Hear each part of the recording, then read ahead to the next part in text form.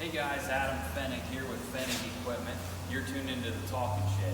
Hey, Mitch and I made it down here to Georgia. We're actually in Montezuma, Georgia here this evening. We made the 11-12 hour drive down here, and we just finished up mounting this Valmar 6056 seater on this Great Plains Turbo Max 30-foot unit.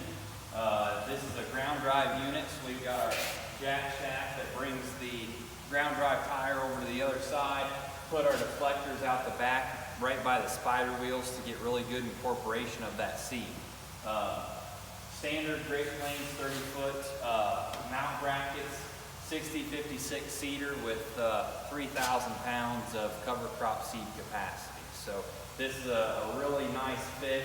It fits low and tight to this unit, and Turbo Maxes are always good ones to mount those seaters on. So that's what we're doing here today. We're going to go stop down south here near Valdosta, Georgia, drop off another cover crop seeder to a gentleman, and then we're going to head back north and try and be home tomorrow afternoon. So that's what we're doing today. Thanks for tuning in.